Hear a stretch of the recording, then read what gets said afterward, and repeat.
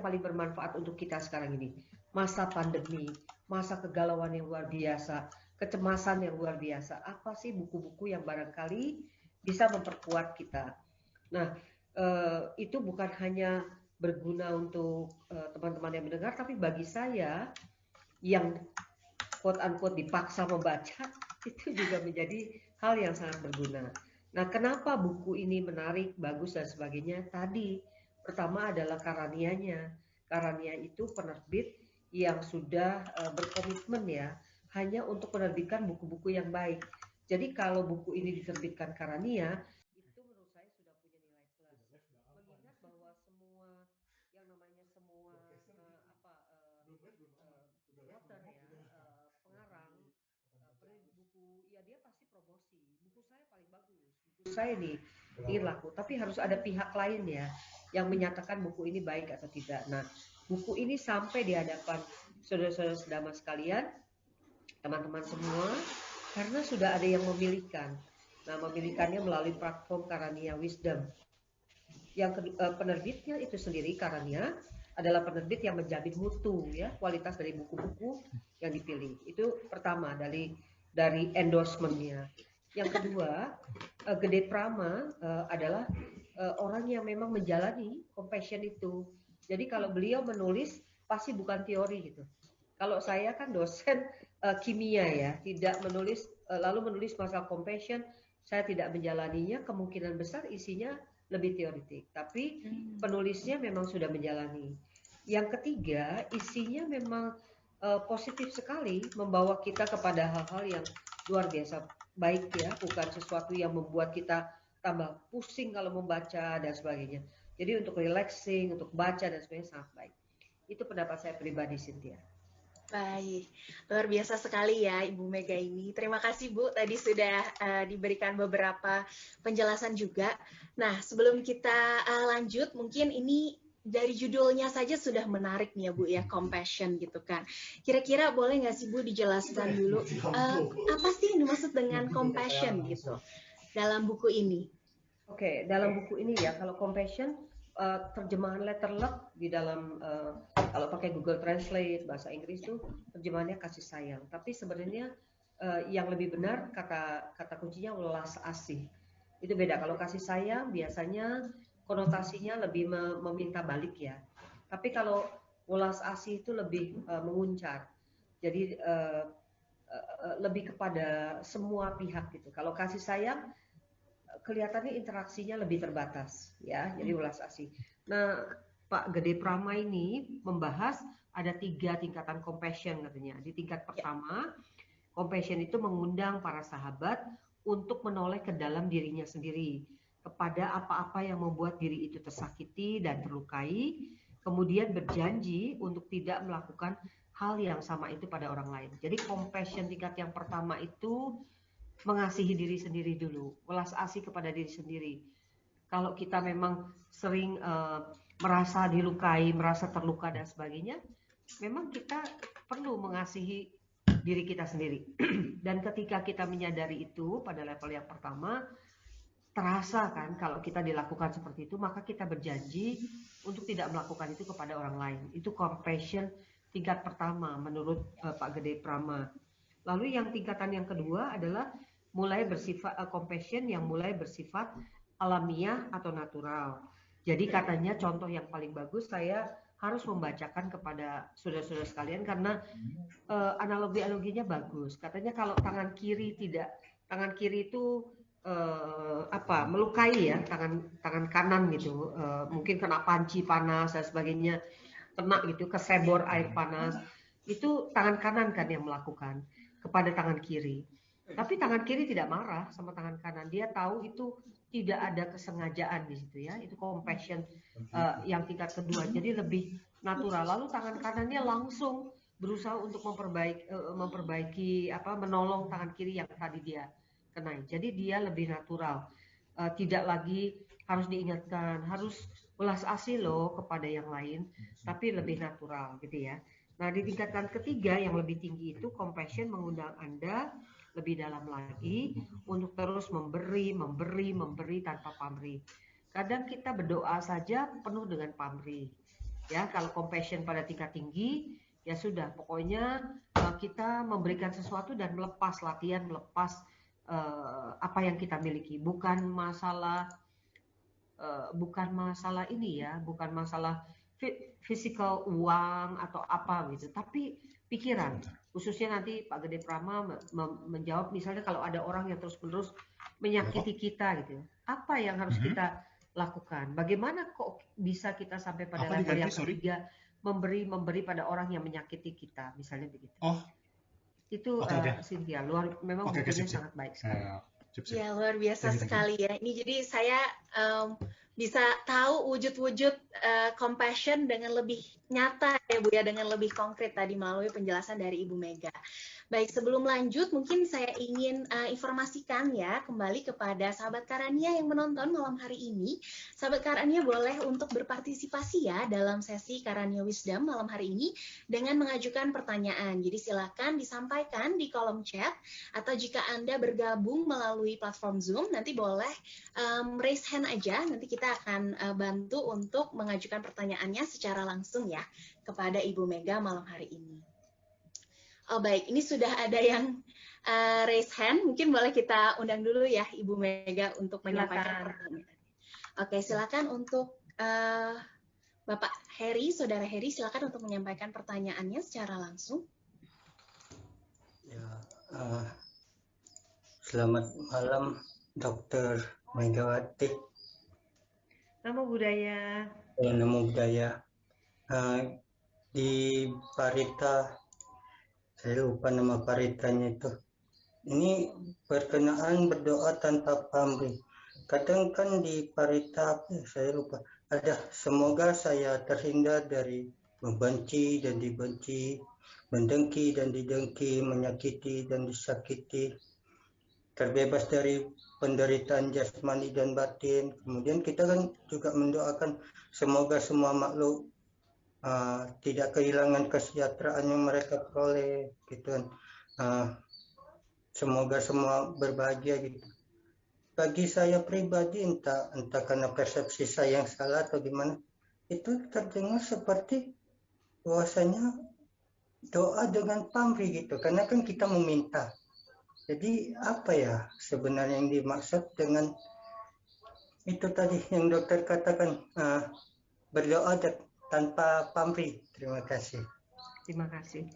Nanti saya kasih contoh yang real yang saya pelajari ya. Tapi yang saya pahami begini, kalau baca parita itu sebenarnya mengulang kembali sabda-sabda Sang Buddha. Dan biasanya kalau sampai pada semoga ini bermanfaat pada diri kita, pada makhluk lain, itu awalnya sudah banyak ceritanya lebih dulu Pak Heri. Cerita misalnya kita melakukan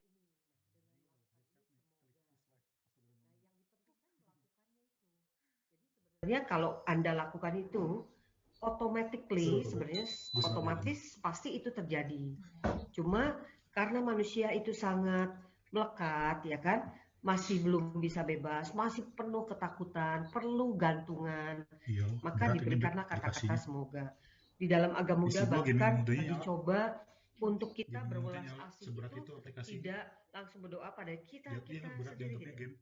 Semoga semua makhluk berbahagia. Itu kan doa yang sapu jagat ya. Bayangkan kalau kita punya banyak orang yang mau kita doakan, kita sebutin namanya semua satu-satu, belum hewan peliharaan, belum mungkin ada orang yang sakit, belum ada dan sebagainya. Banyak sekali. Saya udah mengajarkan pancarkan cita kasih kepada semua makhluk.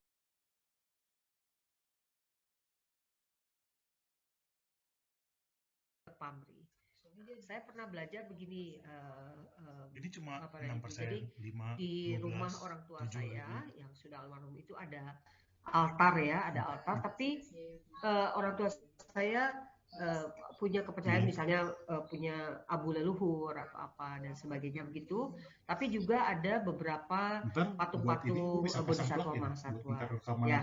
Nah, biasa kita mengenal bodhisattva mahasatwa yang selalu saya sering meminta pertolongan juga karena ada paraminya ya.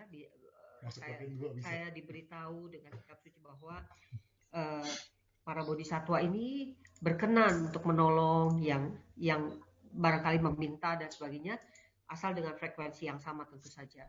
Nah, biasanya kan kalau menghadapi itu kita langsung minta, ya minta. Tapi saya mendengar doa suami saya itu mengatakan begini, semoga Bodhisattva Mahasatwa bisa menyelesaikan paraminya, ya sehingga bisa segera mencapai pembebasan nibbana. Itu kan luar biasa sekali. Jadi instead of meminta, tapi mendoakan, gitu ya. Nah, saya belum bisa seperti itu, jadi saya mendoakan terus meminta, gitu ya. Jadi manusia biasa bisa seperti itu. Tapi kita diajarkan di buku ini, Pak Heri, untuk lebih compassion lagi, lebih memberi. Jangan terus-menerus egois kepada kita. Begitu Pak Heri.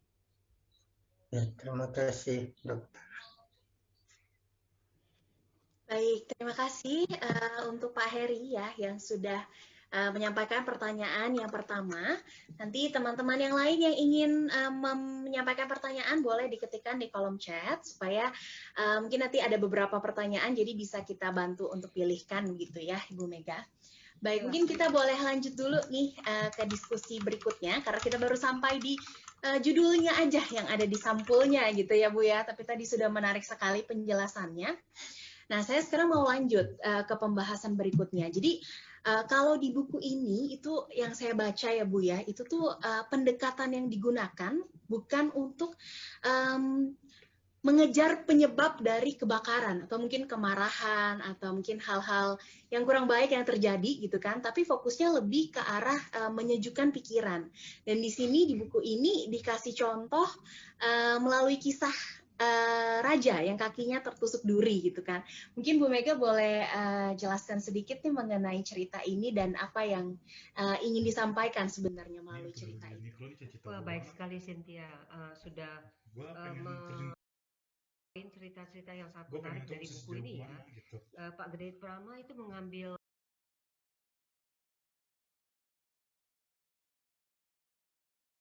lalu ketika berjalan kakinya tertusuk duri gitu. Nah, dia marah nih, rajanya kesel, kecewa dan sebagainya, maka dia minta solusinya seluruh jalan yang mau dia lewati itu harus ditutup oleh bulu binatang gitu.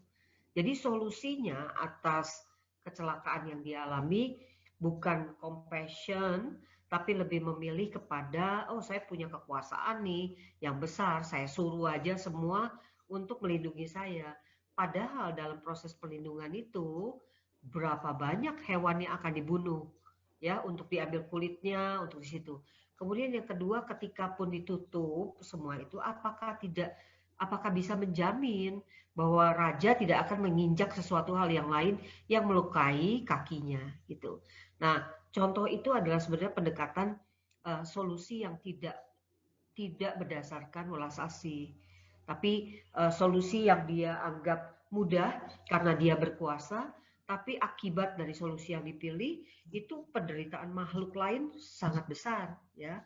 Nah, sebenarnya kalau pendekatan compassion itu dia melihat, raja melihat kakinya terluka ya, harusnya daripada memarahi semua orang, bawahan-bawahannya disuruh membunuh semua binatang, mungkin yang terbaik adalah dia memakai sepatu pelindung dari kulit atau dari kain atau apa untuk mencegah dia tidak menginjak benda-benda yang bisa melukai dirinya begitu.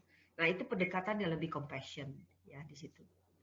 Yes, menarik sekali. Terima kasih Ibu Mega penjelasannya. Nah, kemudian di buku ini itu juga sebenarnya dibahas ya Bu ya, kalau sebenarnya itu untuk mentransformasikan kemarahan gitu kan, atau mungkin energi-energi yang kurang baik dalam diri kita gitu kan, sebenarnya ada pendekatannya gitu ya Bu, ada pendekatan meditatifnya. Nah, kira-kira boleh dijelaskan nggak Bu nih tingkatan dari pendekatan ini seperti apa? Baik Cynthia, yang saya jelaskan ini 100% dari buku ya, karena saya pribadi bukan pejalan pelayan seperti Pak Gede Prama, yang betul-betul pergi ke India, dekat Himalaya, melakukan proses pencerahan batin dengan meditasi yang lama. Saya ibu rumah tangga dengan penuh kesibukan yang luar biasa, bekerja, punya tanggung jawab yang lain, sehingga kadang-kadang waktu untuk bermeditasi pun tidak saya sengaja sempatkan ya, lebih kepada itu. Itu tentu saja keputusan yang keliru, tapi saya tadi compassion pada diri saya bisa mengaku itu. Nah, Pak Gede kelihatannya mengarahkan pada kita bisa memilih metodenya, apakah metode itu meditasi vipassana, penerangan, wawasan, atau meditasi kesadaran, mindfulness, atau meditasi samatha ya, perhatian pusat. Kelihatannya 3 itu. Nah, cara beliau membahas tidak menyebut sih hal-hal seperti itu, cuma beliau menyebutkan begini contohnya. Jadi kalau pendekatan yang pertama, kita itu punya api kemarahan yang besar, karena api kemarahan itu kita tidak bisa berwelas asih pada orang lain.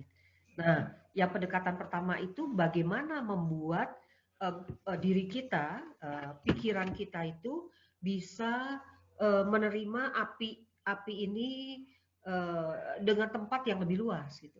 Jadi kalau pikiran kita itu tempat yang sangat kecil untuk api-api ini ada, maka api ini bisa loncat kemana-mana keluar, membuat kemarahan di mana-mana. Nah, meditasi yang pertama itu membuat ruangan di dalam pikiran kita itu lebih luas, supaya api kemarahan itu berada di tempatnya, jangan kesana kemari. Nah, caranya adalah melakukan meditasi untuk mengawasi. Kalau ada api itu muncul, kemudian dilihat, kemudian jangan sampai dia pergi keluar begitu saja, loncat ke sana kemari, memarahi orang dan sebagainya. Itu maksudnya. Kalau saya perhatikan itu lebih pada melatih kesabaran dan sebagainya, gitu ya. Nah, pendekatan yang kedua, beliau mengatakan lebih kepada vipassana, harus wawasannya diperluas. Jadi banyak sekali orang-orang yang tidak menyadari bahwa kesulitan yang berada dalam dirinya itu penyebabnya dirinya sendiri. Kalau kita kan sudah paham sebagai umat Buddha, ada karma yang mengikat kita ya, akibat perbuatan kita di masa lalu, pikiran kita, ucapan kita, dan sebagainya. Nah, bagi orang yang tidak menyadari, ketika dia merasakan sesuatu, ketimpa genteng itu, orang lewat, dia sedang lewat, ketimpa genteng karena ada orang yang memperbaiki gitu, dia langsung marah, tidak melihat bahwa sebenarnya kemungkinan besar satu itu karena karma kita yang dulu dan harus kita tebus. Yang kedua, bisa nggak kita melihat bahwa orang yang membetulkan genteng itu tidak sengaja, tidak bermaksud sama sekali. Bayangkan, lalu ada 3-4 orang lewat di bawah itu, tapi yang kena saya gitu. Ya, nah meditasi itu lebih kepada mengembangkan wawasan, pandangan terang, bahwa kalau kita menunjuk pada orang gitu, 4 jari kita nih, 3 lah gini ya, kepada kita sebenarnya. Jadi kalau kita bilang salah orang itu tuh, sebenarnya ada 3 kesalahan di kita. Mungkin kita tidak lihat-lihat, main jalan aja nggak tahu bahwa dia, mengapa kita jalan di bawah orang yang sedang memperbaiki itu. Harusnya kan kita bisa menghindar, gitu ya. Terus yang kedua, kalau memang kita menerima, ya memang karena ketidaktelitian kita, karena kita tidak waspada, kemudian kita kena itu. Kita juga bisa mengembangkan wawasan dengan melihat, saya jalan bareng sama Cynthia, saya jalan sama Jenti, sama Darwin, kenapa kok saya yang kena? Kenapa Cynthia, Darwin, dan Jenti tidak? Nah, itu mengembangkan wawasan. Kalau mengembangkan wawasan itu ada, maka ketika ada kejadian-kejadian buruk seperti itu, kita tidak point fingers kepada orang lain, tapi melihat pada diri sendiri. Itu kayaknya pendekatan yang kedua ya, yang disebut oleh Pak Gede itu pencapaian meditasi disebut dengan vipassana, pandangan terang. Gitu. Nah, yang ketiga lebih bersifat terapis, penyembuhan diri. Jadi katanya kalau misalnya kita punya taman begitu, mau kita rawat sehebat apapun, rumput liar pasti ada, terus tumbuh gitu. Nah, pendekatan ini mengatakan kita jangan terus terganggu gitu dengan rumput liar ini. Tapi kita menyadari memang rumput liar itu pasti akan ada terus. Apakah kita akan konsentrasi pada rumput liar itu atau pada bunga yang cantik? Nah, ini biasanya terjadinya pada orang-orang yang perfeksionis ya. Misalnya lihat rumah ya, rumah pinginnya semua spotless, bersih. Tapi begitu ada satu yang buruk begitu ya, kemudian kita terganggu sama itu. Yang lainnya nggak kelihatan gitu. Nah, itu sebenarnya hal yang disampaikan oleh Pak Gede, bahwa cara kita menangani, menumbuhkan compassion itu sebenarnya lebih kepada mencoba membuat kita lebih sabar, membuat kita lebih tidak marah-marah dengan 3 pendekatan itu. Pendekatan memperluas tempat apinya supaya nggak kemana-mana, atau yang kedua kita mengembangkan wawasan bahwa api itu memang bukan salah siapa-siapa, ya kan? Pendekatan yang ketiga, api itu akan selalu ada. Apakah kita fokus pada api itu atau pada air yang menyejukkan? Itu yang kelihatannya dibahas oleh Pak Gede ya. Tapi Bapak dan Ibu, saudara-saudara sedama sekalian perlu membaca langsung. Mungkin akan punya persepsi yang berbeda dari saya karena latihan Bapak Ibu yang lebih dalam dan seterusnya ya. Terima kasih. Terima kasih Bu Mega, ini penjelasannya sangat-sangat mudah dimengerti dan pasti banyak yang merasa relevan ya Bu ya. Mudah-mudahan. Oke, Ibu Mega, sebelum lanjut nih, ada pertanyaan dari Instagram, mungkin saya bantu untuk bacakan, karena ini terkait dengan apa yang tadi sudah kita bahas, begitu ya. Jadi selamat malam untuk account dari L_Chandras ya. Pertanyaannya adalah seperti ini, untuk welas asih yang kedua, jadi ini membicarakan tadi Bu yang tentang compassion yang ada tingkatannya. Untuk welas asih yang kedua ini kan sifatnya natural atau alamiah. Apakah ada bedanya dengan cara yang ketiga? Sebab memberi secara ikhlas bukannya sama saja dengan melakukan sesuatu secara alami atau sesuai dengan sifat aslinya begitu ya. Jadi beliau ingin memperjelas sepertinya Bu, bedanya apa sih antara yang kedua dengan yang ketiga tadi? Iya, mungkin memang yang kedua sama ketiga kita sebutnya Betty ya. Beda-beda tipis gitu. Memang jelas-jelas yang pertama memang beda banget. Jadi compassion tingkat pertama itu ke dalam. Tapi compassion yang tingkat kedua itu transisi sebenarnya. Transisi. Dia bertumbuh secara natural tapi masih minim lah begitu ya. Kadang-kadang mesti didesak gitu terus keluar. Tapi begitu keluar dia lebih natural ya, tidak sengaja. Misalnya gini, barangkali ya, kalau seseorang berdana gitu, melihat di pinggir jalan, kalau yang tidak natural kan dia mikir dulu, ini pantas nggak nih dikasih, ini begini nggak, begitu ya. Tapi kalau yang natural dia langsung immediately melakukan itu. Nah, kalau yang level 3 itu kemungkinan besar ya, yang disebut Pak Gede itu sudah nggak ada pikiran sedikit pun gitu. Itu sudah langsung keluar saja. Tapi kalau yang kedua menurut saya masih transisi. Tidak sepenuh-penuhnya bisa dilakukan seperti itulah. Orang yang masih dalam perjalanan itu. Kalau saya membaca bukunya Pak Gede, saya juga tidak bisa melihat secara signifikan perubahan itu. Cuma makanya saya bilang Betty ya, beda tipis. Karena betul, kalau yang ketiga ketika dia sudah sudah menguncar terus-menerus ya naturally begitu. Tapi kalau yang kedua, saya merasakan bahwa masih ada ego yang besar ya di dalam diri kita. Cuman berusaha untuk membagi keluar.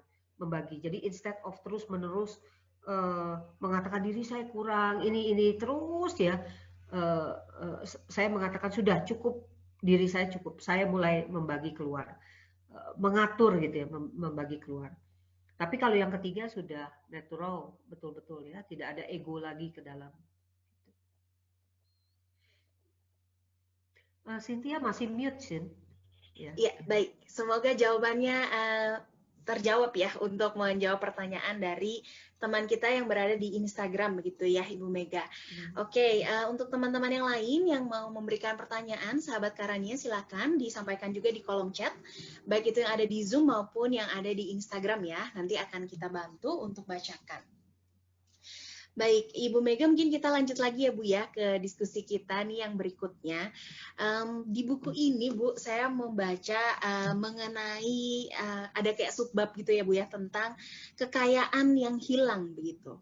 Kira-kira boleh dijelaskan nggak Bu ini apa sih Bu sebenarnya dimaksud dengan kekayaan yang hilang? Apakah kekayaan yang kita tahu dalam bentuk materi selama ini atau sebenarnya apa begitu Bu?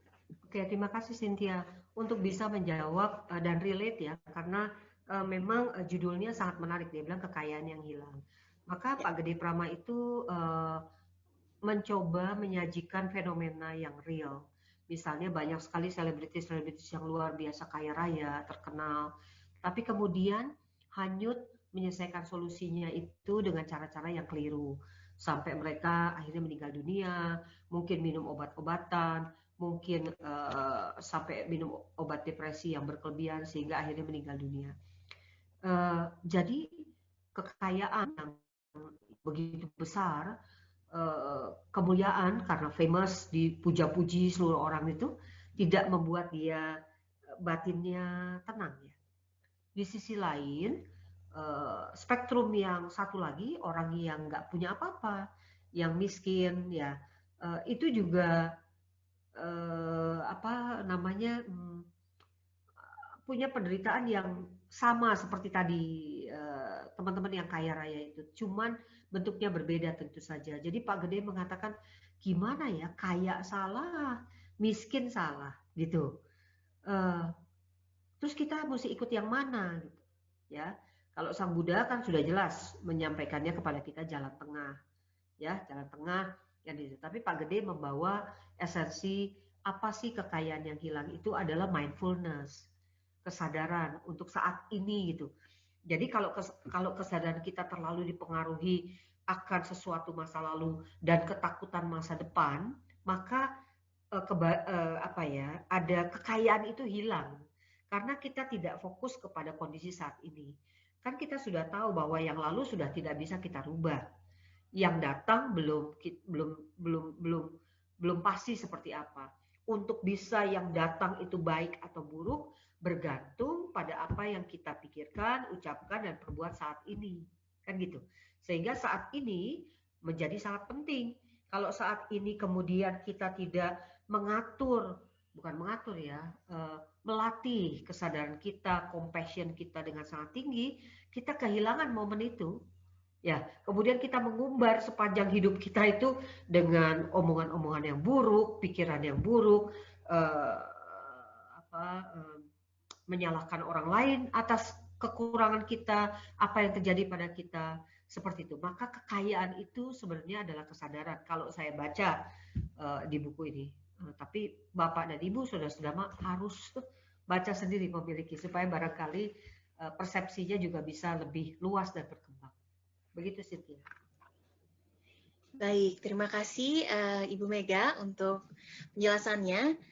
Kemudian saya ingin lanjut dulu ya Bu, sebelum nanti membacakan pertanyaan yang masuk lagi. Kalau kita baca juga kan ya Bu ya, di buku ini Pak Gede tuh menyampaikan bahwa terutama khususnya di budaya timur, berarti kan Indonesia termasuk ya, kasih sayang atau compassion itu diyakini sangat bisa menjadi memberikan energi penyembuhan gitu ya Bu, energi yang menyembuhkan gitu kan. Kira-kira bagaimana sih Bu kasih sayang atau compassion ini tuh bisa membawa penyembuhan untuk kita semua?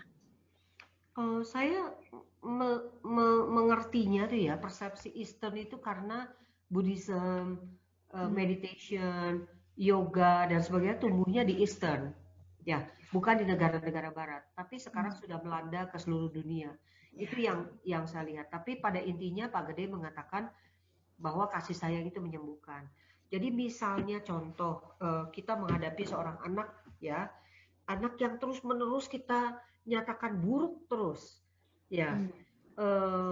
Pendekatannya kalau dia melakukan kesalahan apa saja kita maki-maki, kita salahkan, kita itu nggak ada kasih sayang ke sana, ya pasti anak itu tidak akan menjadi orang yang punya istilahnya wadah tadi untuk menampung api yang besar, ya. Kalau dia punya gelas kasih sayang, gelasnya kecil sekali. Ketika dia cuma punya gelas kecil untuk kasih sayang itu, bagaimana dia bisa memberi kepada orang lain? Ya, tidak ada seperti itu. Jadi kalau misalnya mengapa kasih sayang atau welas asih atau compassion itu menjadi penting? Karena itu akan mengisi batin kita menjadi batin yang lebih bahagia. Ketika kita bahagia, kita bisa lebih mudah berbelas kasih kepada orang lain. Ya, tapi kalau kita merasa, aduh diri saya itu seterusnya penuh dengan masalah, saya nggak punya uang, saya jelek, saya karirnya buruk, terus begitu. Kemudian ditambah dengan mendengarkan hal-hal yang negatif dari seluruh lingkungannya, itu dia tidak akan bisa mempunyai compassion yang diharapkan. Maka Pak Gede itu kan judulnya mengatakan bahwa menyembuhkan pikiran, menyejukkan lingkungan, ya. Baru kemudian menemukan kedamaian. Jadi yang dimaksud tadi dengan menyembuhkan tuh lingkungan akan membantu. Nah, compassion itu munculnya di agama-agama Eastern ya, kebanyakan ya, India dan sebagainya, itu yang seperti itu.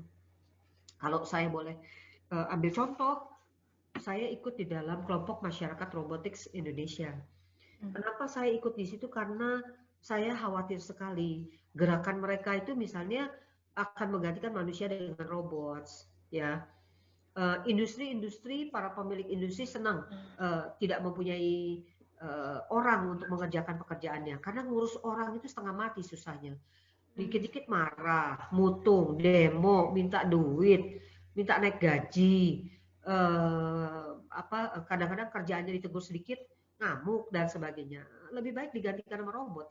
Maka nggak ada yang komplain, nggak ada apa, dia bisa atur. Kalau robotnya selesai, dia tinggal matikan begitu. Kan seperti itu. Tapi kalau itu terjadi, maka chaos akan bisa terjadi di mana-mana. Ya, karena manusia akan terpinggirkan semua itu. Jadi saya membawakan pesan yang saya dengar langsung, maksudnya dari ceramah-ceramah Yang Mulia Dalai Lama. Yang Mulia Dalai Lama mengatakan sebaiknya itu compassionate technology. Itu benar sekali. Kalau compassionate technology itu bukan robot menggantikan manusia, tapi manusia yang cripple, misalnya sudah tua, lututnya, tempurungnya pecah, digantikan dengan bagian-bagian robot untuk dia bisa berfungsi kembali. Orang-orang yang lahir cacat dan sebagainya itu bisa dibantu. Bahkan kita sudah bisa melakukan organ printing di dalam menggantikan. Dulu jantungnya lemah, bisa pakai pacemaker, seperti itu.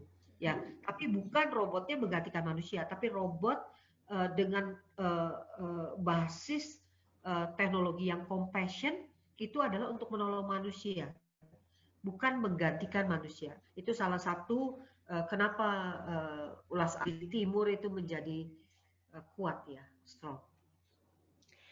Wah, menarik sekali. Ini contohnya cukup mencerahkan ya Ibu Mega. Saya juga baru kepikiran nih ternyata ya, bagaimana justru itu membantu manusia begitu ya Bu, karena ada unsur kita harus compassion. Ya, sebagai Buddhism kita harus menyuarakan itu bersama-sama. Ya. Ya, oke. Baik, Ibu Mega, ini saya mau membacakan beberapa pertanyaan yang sudah masuk dulu ya, Bu ya. Boleh. Ini dari Instagram, jadi dari Instagram ini lebih aktif-aktif ya bertanya ya. Sahabat karyanya ikut di Zoom juga boleh loh menyampaikan pertanyaan, silahkan diketik di kolom chat ya. Saya ingin bacakan ini dari akunnya Lipohian ya. Selamat malam Sukihotu, katanya compassion ini merupakan sesuatu yang luar biasa Bu. Banyak orang yang mudah mengatakan compassion, tapi pada kenyataannya hanya menjadi teori saja. Kira-kira bagaimana supaya teori mengenai compassion bisa sejalan dengan praktik yang dijalankan? Bu Mega mungkin boleh memberikan tips. Iya, saya kenal penanyanya sangat luar biasa sekali, makanya pertanyaannya sulit ya. Enggak, pertanyaan yang mudah, yang jawabannya yang sulit. Oke. Oh, baik. Jadi saya pernah mendengar ceramah yang terus melekat di kepala saya, yaitu oleh guru-guru kita semua yang telah mendahului kita, yang Arya Bante Dharma Surya Bumi Mahatera dulu ya. Nah, beliau masuk ke ruang di Wihara Wimala Dharma, ruang kecil itu, memberikan ceramah pada ibu-ibu kita yang sudah kolonial ini gitu ya. Dan beliau mengatakan bahwa masyarakat Buddhis Indonesia itu sama seperti mengikuti pendidikan secara umum ya. Pendidikan secara umum itu penuh dengan teori tapi prakteknya nggak ada gitu. Ya. Jadi itu sudah merupakan hal yang sangat natural. Manusia itu mudah sekali lebih memahami teorinya, tapi ketika dipraktekkan luar biasa susah. Saya pribadi juga mengalami itu. Oleh karena itu, untuk bisa mempraktekkan, Pak Gede juga bilang semua suhu, semua guru, semua itu harus praktek. Prakteknya itu untuk bisa praktek dengan benar harus berlatih. Ya, nah berlatihnya tadi kan ada 3 pendekatan, baik pendekatan untuk meditasi yang samatha, vipassana, dan kemudian yang mindfulness. Di antara 3 yang bisa membuat kita lebih termotivasi itu adalah membuka wawasannya, pandangan terangnya. Ya, bahwa kalau kita tahu tentang teori-teori compassion, tapi kemudian kita tidak menjalankannya, sebenarnya itu batin kita menjadi lebih galau daripada tidak tahu sama sekali. Paham ya? Kalau kita nggak tahu sama sekali hukum karma dan sebagainya itu, ya memang kita nggak tahu. Tapi kalau kita sudah tahu ada hukum karma, kemudian kita melakukan hal yang against atau bertentangan dengan itu, kita mengatakan, wah saya bisa bersembunyi lah, nggak akanlah buahnya sampai pada kita, kita curi-curi sedikit nggak apa-apa lah begitu. Itu sebenarnya akan membuat kita lebih galau, ya. Jadi wawasan itu memang perlu dibuka, terus harus berlatih dengan praktek.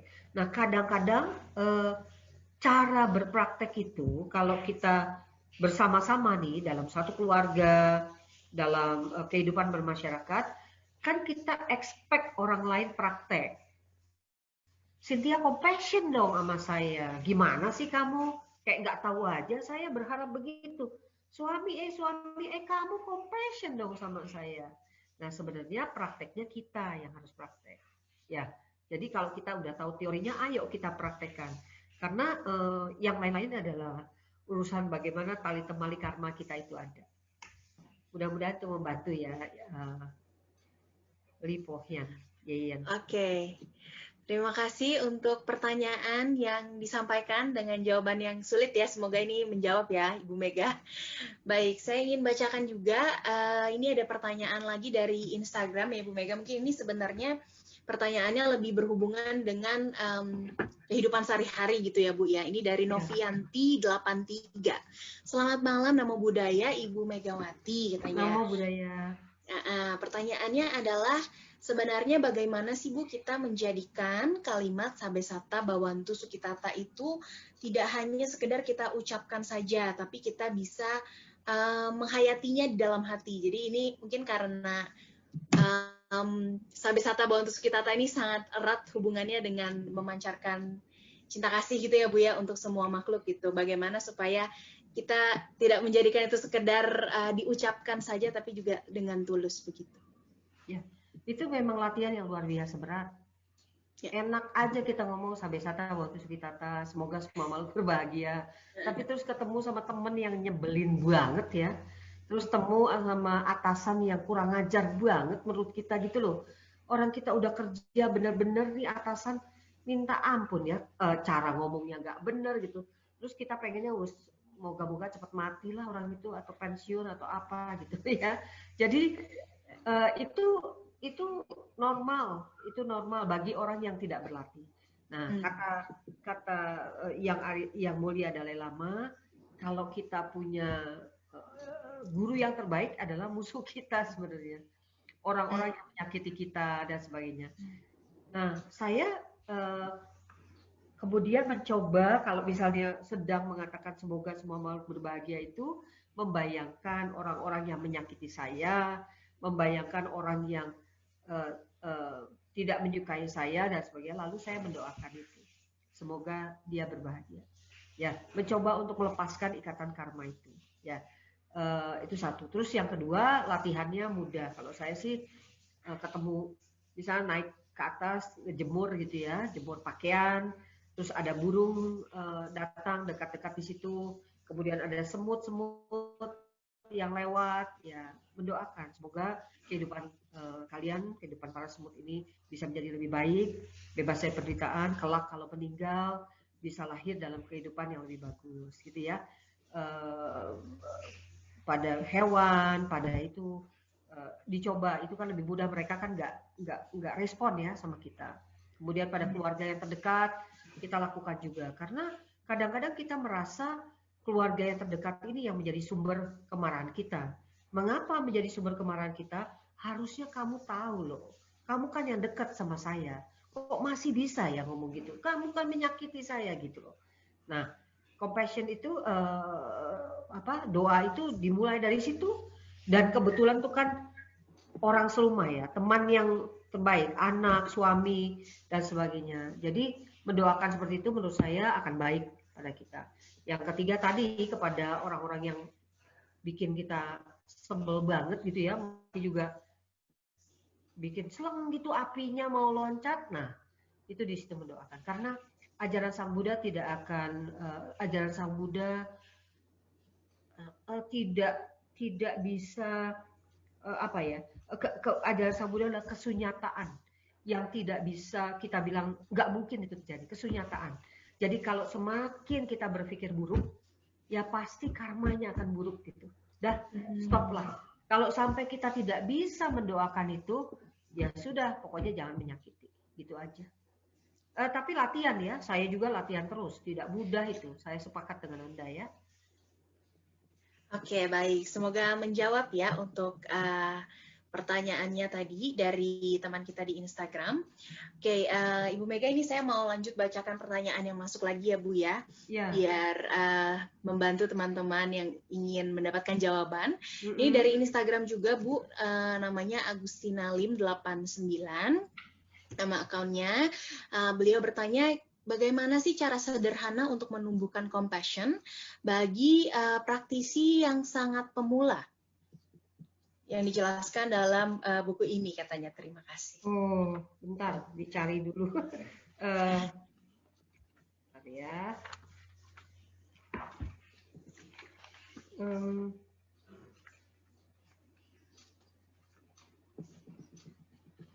Soalnya itu metode ya, karena buku ini harus yang bercerita gitu. Iya. Jadi salah satu katanya latihan yang pertama adalah kemarahan menjadi kesembuhan. Itu yang ingin saya bacakan. Jadi nyaris tidak ada manusia yang mau memilih profesi pemulung sampah. Kotor, jorok, hina, rendah. Itulah judul yang diberikan pada pekerjaan terakhir ini. Tapi di tangan para master tidak ada satupun gerak kehidupan yang terbuang percuma. Nah, itu sebabnya dalam salah satu sesi meditasi ini ada meditasi memungut sampah. Ya, kemarahan, kebencian, kedengkian serta emosi negatif lainnya bernasib serupa sampah. Semua mau membuangnya. Padahal di kedalaman renungan yang dalam, sampah di hari ini asal diletakkan di tempat yang tepat, diolah secara tepat, bisa menjadi bunga beberapa saat kemudian, gitu ya. Jadi pada intinya kesadaran adalah bibit kesembuhan. Perawatan adalah air yang disiramkan ke bibit. Kesabaran dan ketekunan adalah pupuk-pupuk organik yang dicampurkan di lahan. Jadi bagi para pemula nomor satu adalah sudah seperti yang kita alami sekarang, sadar bahwa kita memang memerlukan compassion. Itu nomor satu kan. Sudah ada itu bibit kesembuhan itu. Kalau kita mau berlaku compassion. Saya mengatakan kepada anak-anak, nomor satu pokoknya di dalam kehidupan kita, pokoknya jangan sampai punya niat untuk membunuh, misalnya begitu. Ya kan, itu kan compassion ya. Jangan sampai punya untuk niat apapun untuk membunuh. Sila yang pertama ya itu ya. Jadi kesadaran adalah bibit kesembuhan. Bahwa teman-teman sudah ingin punya berlatih compassion, itu sudah ada bibit untuk kita menyembuhkan batin kita yang galau. Yang kedua, perawatannya adalah air yang disiramkan ke bibit. Jadi apa sih untuk bisa merawat, itu kita perlu kesabaran dan ketekunan, katanya gitu. Karena melatih hal-hal semacam itu nggak bisa dibicarakan, ya jalan aja. Nah, bagaimana cara melatih tingkat awal kalau dari saya sebagai ibu rumah tangga ya, bukan dari Pak Gede Prama, saya share. Jadi saya adalah orang yang sangat perfeksionis dalam arti karena pekerjaan saya menuntut demikian. Jadi sebagai contoh misalnya dulu kalau saya kuliah itu saya melihat pertama biaya kuliah itu luar biasa mahal. Saya hampir tidak mampu kuliah. Jadi saya menebus untuk bisa kuliah itu satu karena kasih sayang yang luar biasa, dukungan yang lebih luar biasa dari orang tua saya. Dan yang kedua adalah saya berusaha cari beasiswa, tekun dan sebagainya. Nah, ketekunan itu karena ingin mendapatkan beasiswa itu menjadikan saya lebih perfect. Ya, misalnya contoh kalau membuat laporan, membuat apa namanya ya, dulu clipping ya, kita dulu mengumpulkan informasinya dengan clipping gitu ya. Teman-teman yang lain mungkin mengumpulkan segini lah, saya bisa membuat segini besar. Kalau bikin laporan praktikum, teman-teman saya lihat duduk di depan lab, pada nyontek-nyontekan gitu, bikin 5-6 halaman kasihkan. Saya biasanya membuat 40 halaman, tulis tangan, ya untuk praktikum di ITB itu. Kenapa? Karena saya ingin menghargai asisten yang cuma dibayar 25.000 itu dan sebagainya itu. Jadi saya menulis dulu tidak ada mesin ketik waktu itu, 40 halaman ya. Nah, anak saya tidak bisa saya minta begitu. Anak saya bilang, berapa guru mintanya gitu kan? 10 halaman.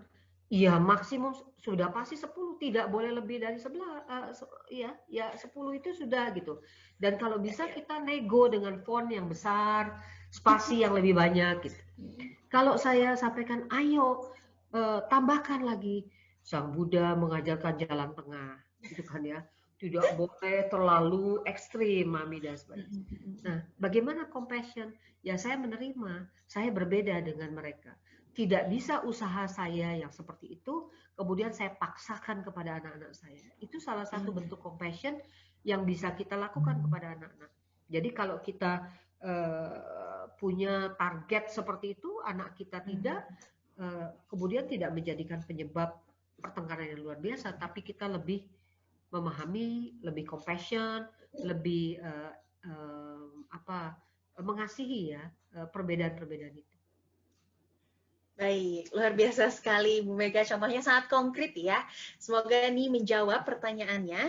Nah, Ibu Mega, ini saya ingin bacakan mungkin karena waktu juga, ini adalah satu pertanyaan terakhir.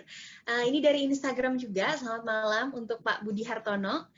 Pertanyaannya adalah nama budaya Bu Mega dan Cynthia, tepat hari ini adalah peringatan Hari Kartini, di mana beliau juga dijuluki Compassionate Women. Menurut Ibu Mega, teladan-teladan apa saja yang harus kita teladani saat ini?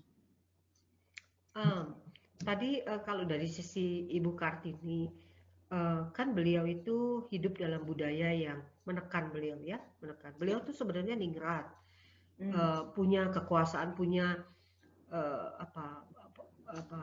kehidupan yang sangat baik.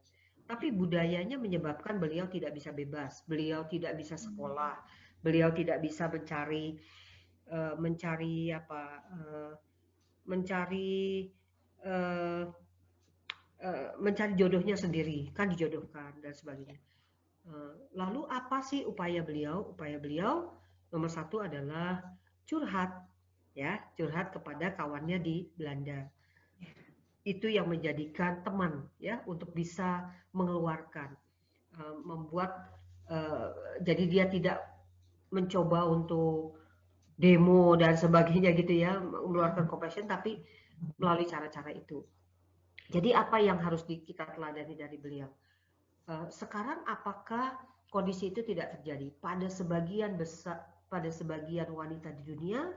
Kondisi yang dialami oleh Ibu Kartini masih tetap kita alami, diskriminasi karena bukan hanya gender, agama, ras, antar golongan dan sebagainya, kekerasan pada ibu dan anak perempuan, jual beli anak perempuan itu masih terjadi, pemaksaan pernikahan dini juga terjadi, masih banyak hal-hal tersebut. Jadi sebenarnya kalau bagi saya Ibu Kartini itu adalah simbol perjuangan untuk para kaum wanita untuk terus berjalan terus dan tidak boleh menyerah. Itu satu. Walaupun Ibu Kartini waktu itu tidak punya way out yang lain, tapi at least dia menulis dan tulisannya itu bisa menjadikan inspirasi kita semua.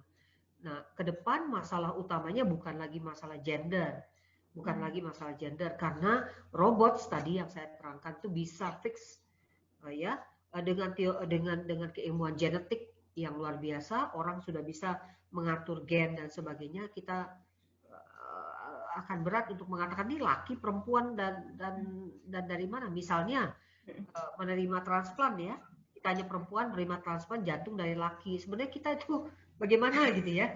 Nah, hal-hal seperti itu sebenarnya tidak lagi relevan ke depan ya. Hal-hal seperti itu tidak lagi relevan, tapi menurut pendapat saya diskriminasi budaya dan sebagainya akan terjadi karena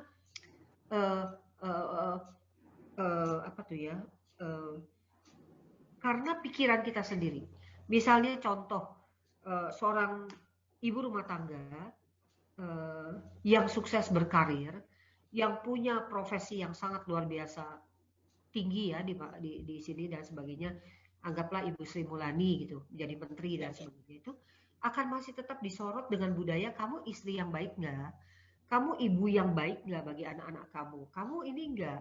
Padahal itu bukan ada urusannya dengan dia kan. Bisa saja rumah tangga itu terjadi buruk, baik yang sukses maupun yang tidak. Tapi tekanan-tekanan pada wanita itu selalu ada. Ya, nah, lalu bagaimana menyikapi ini? Tadi compassion pada diri sendiri, mengatakan bahwa itu memang akan terjadi. Yang kedua, memperluas tadi tempat untuk menampung segala macam sampah tadi ya, supaya tidak menjadi keluar kemana-mana. Melatih wawasannya agar menjadi lebih luas, supaya kita bisa masuk ke compassion yang lebih baik. Jadi apa yang terjadi sama Ibu Kartini menurut saya belum selesai perjuangannya. Itu harus tetap menyoroti anak-anak muda kita sekarang, baik perempuan maupun laki, untuk terus berjuang melawan indoktrinasi pikiran sebenarnya, penjajahan pikiran. Nah, jalannya sih kalau di agama Buddha sudah diberitahu kan, bagaimana meliberasi pikiran itu untuk kita tidak terikat dan lain sebagainya. Jadi sekali lagi saya berharap kepada generasi muda untuk melanjutkan terus ya. Jadi bukan berarti sekarang tuh kita free dari seperti itu terus tidak ada gender dan sebagainya. Karena persoalannya bukan di situ lagi gitu ya. Nah, kalau keteladanannya saya lihat adalah tadi beliau tetap mencoba untuk mencari solusi. Pada zaman dulu tidak mudah itu menulis surat ya. Kalau sekarang kan cepat ya. Menulis surat ke Belanda, nunggu ke itu, tapi perjuangan itu menurut saya sangat worth it sekali karena meninggalkan sebuah legacy ya kepada kita untuk melihat bagaimana kondisi waktu itu dan bagaimana beliau ingin menyelesaikan masalah-masalah itu. Oke, luar biasa sekali. Terima kasih Ibu Mega untuk jawabannya. Sangat bertepatan dengan Hari Kartini, jadi sangat relevan seharusnya ya untuk terus kita lanjutkan perjuangannya sebagai wanita-wanita di Indonesia begitu. Baik, Ibu Megawati, tak terasa nih kita sudah 1 jam berbincang-bincang, tapi sebelum saya lupa ya, kita menjanjikan 3 buah buku untuk dibagikan ke 3 penanya yang terpilih. Mungkin Ibu Mega tadi ada pertanyaan yang diingat secara khusus yang mau diberikan 1 buah buku, Bu? Saya dalam hal ini penuh compassion. Jadi saya berikan kesempatan pada Cynthia yang baik. Silakan. Oke, baik. Jadi 3 penanya yang terpilih ya, saya bantu pilih. Yang pertama mungkin tadi dari Instagram nih ada L_Chandra ya. Selamat karena tadi memberikan pertanyaan dari Instagram pertama kali dan berhubungan juga dengan buku yang dibahas. Anda mendapatkan 1 buah buku Compassion karya Gede Prama. Untuk itu silakan kirimkan nama, alamat dan juga nomor telepon ke direct message Instagram penerbit Karania ya.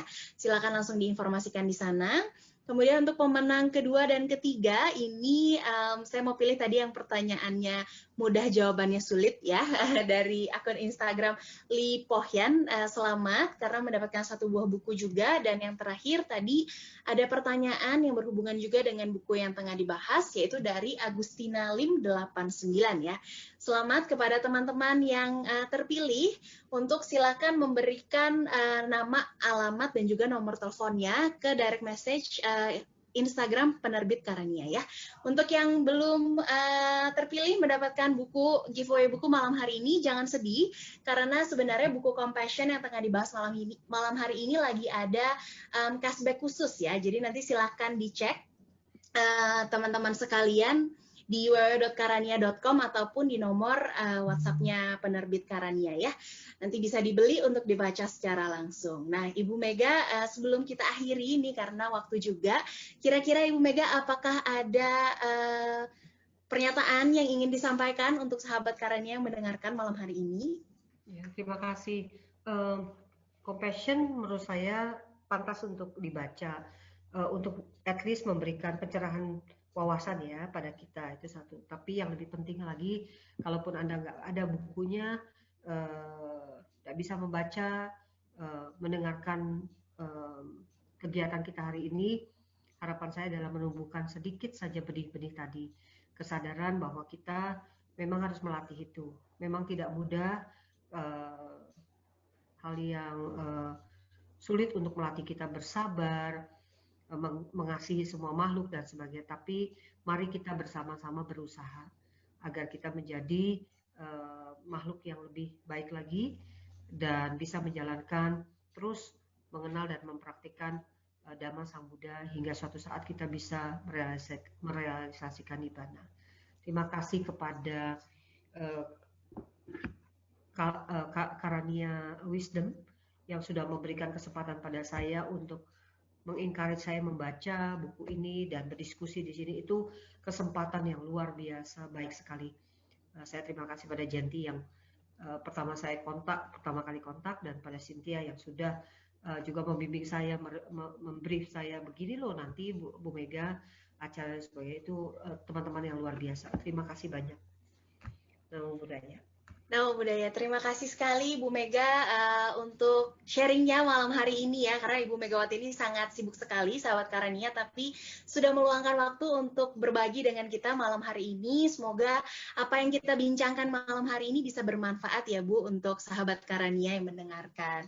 Nah, saya ingin informasikan juga kepada Ibu Megawati, jadi sebagai bentuk apresiasi kepada narasumber yang telah mengisi acara Karania Wisdom, Penerbit Karania akan memberikan membership ya untuk Ibu Megawati. Jadi nanti akan ada benefitnya untuk dengan menjadi anggota dari Karania Book Club ya Bu ya. Nanti mungkin benefit lebih lengkapnya akan diinformasikan secara langsung kepada Ibu Mega ya. Terima kasih. Baik, sebelum saya akhiri sahabat Karania, terus ikuti ya acara Karania Wisdom, karena acara kita ini rutin diselenggarakan setiap hari Rabu jam 8 malam. Untuk itu kami undang sahabat sekalian untuk follow Instagram akunnya @penerbitkarania ya, karena kita akan menginformasikan berbagai kegiatan Karania Wisdom di sana. Dan bagi sahabat Karania yang menginginkan buku-buku berkualitas terbitan dari Penerbit Karania, Anda bisa silakan langsung menghubungi kami di nomor WhatsApp di 081 315 315 699, atau bisa juga melalui website di www.karania.com ya. Dan Karania ini juga sudah bisa dibeli melalui Tokopedia dan juga Shopee ya. Jadi silakan dipilih yang paling menarik untuk Anda, yang paling mudah untuk Anda. Nah, sahabat Karania mendengarkan juga tadi bisa untuk mendaftarkan diri menjadi anggota Karania Book Club. Nanti untuk mendapatkan special cashback dan juga benefit dari buku-buku terbitan Karania lainnya. Untuk itu silakan hubungi nomor WhatsApp atau website kita yang sama seperti tertera di layar saya. Baik, akhir kata, terima kasih banyak Ibu Megawati Santoso yang telah berbagi dengan kita malam hari ini ya Bu ya. Saya ucapkan selamat Hari Kartini untuk Ibu Megawati dan seluruh sahabat Karania dan perempuan Indonesia malam hari ini.